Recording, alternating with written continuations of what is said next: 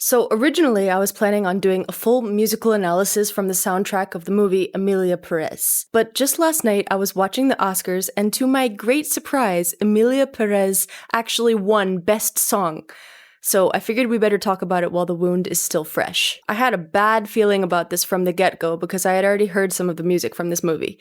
Maybe you've heard it too. From penis to vagina. So I wasn't expecting much, but this year's Oscar winner managed to fall short of even my lowest expectations. Before I play the song, let's take a peek at the comment section to see what other people have to say. Someone says, I put this on every day as an alarm so I can wake up before it goes off.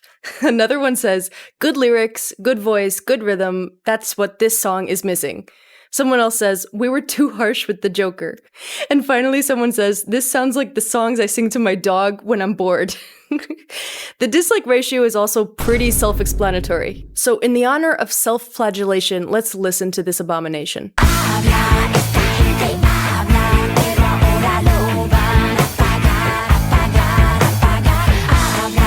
For starters, the song is scary.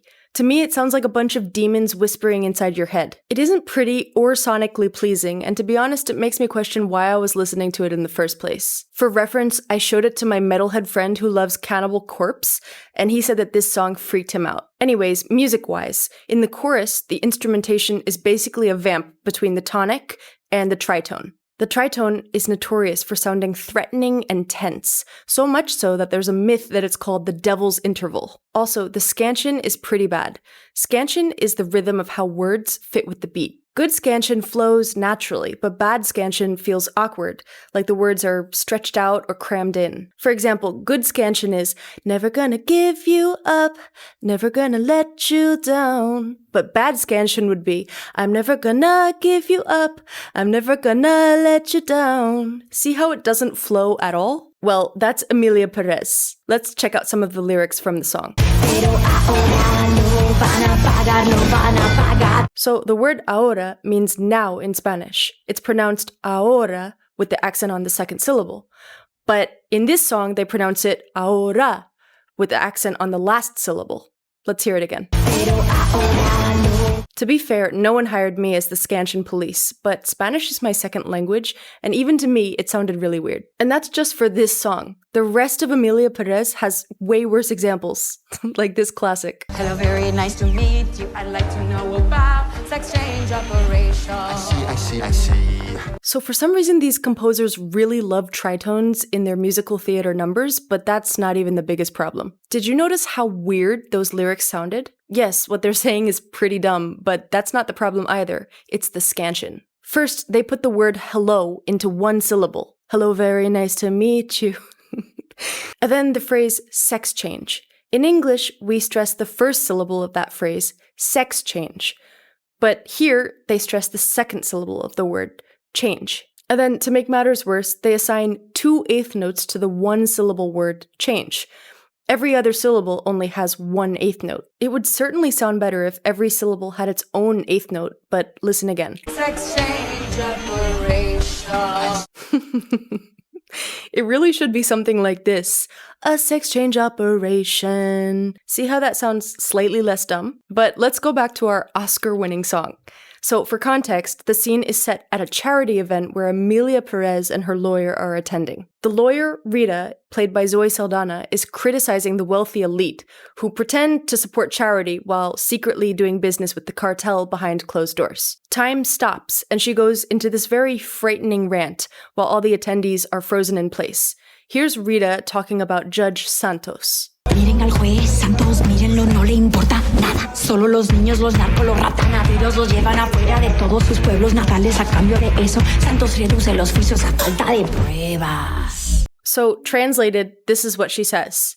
Look at Judge Santos. Look at him. He doesn't care about anything, only the children. The narcos unalive them.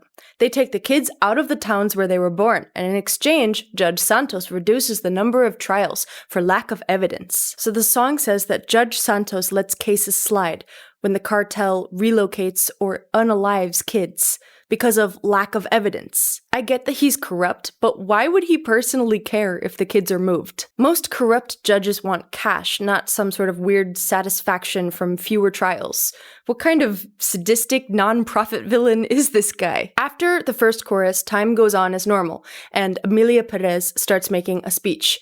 This happens a few times during the song, so I guess you could call it a post-chorus? Either way, just remember that this song won an Oscar, and this is what it sounds like. Soy Emilia Pérez, una mujer mexicana, una mujer como las demás.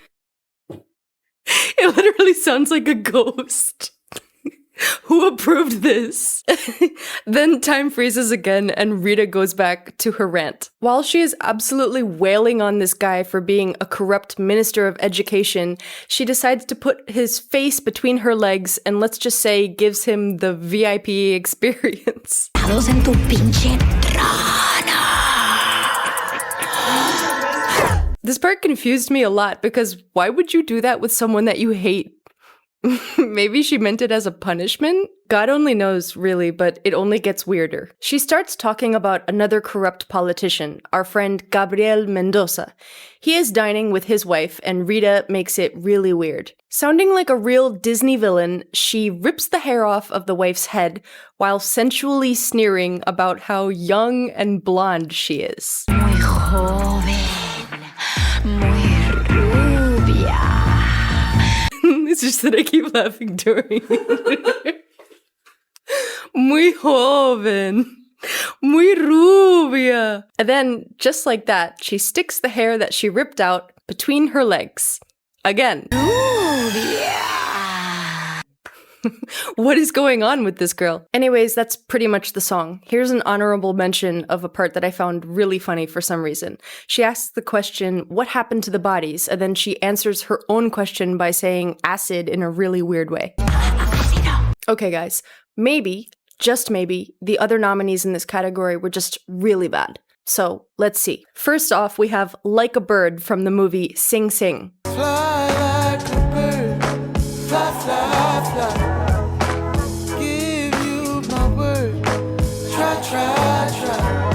I don't have much to complain about. It sounds like a pretty good song to me. It has a nice groove, a nice chord progression, and the singer has a really good timbre. But apparently not as good as Zoe Saldana. Next, we have Never Too Late by Elton John and Brandi Carlile. Probably terrible because we all know how bad Elton John is at writing songs. Let's hear it. Never too late to go shoot out the moon.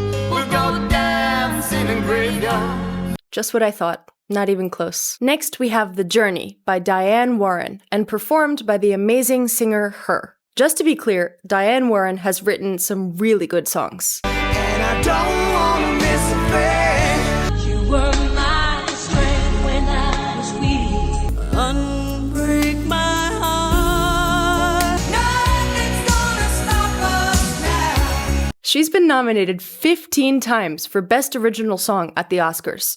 But clearly, she's doing something wrong. So let's listen to her latest Oscar-losing song. It's the journey. It's the getting there to where you're going to.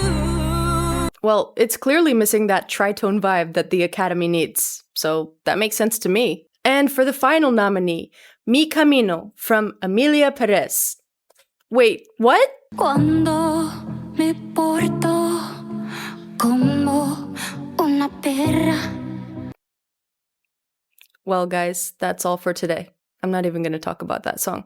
I guess the days of Oscar-winning songs like Can you feel the love tonight? and Let the sky fall when it crumbles. or Let it go, let it go. or even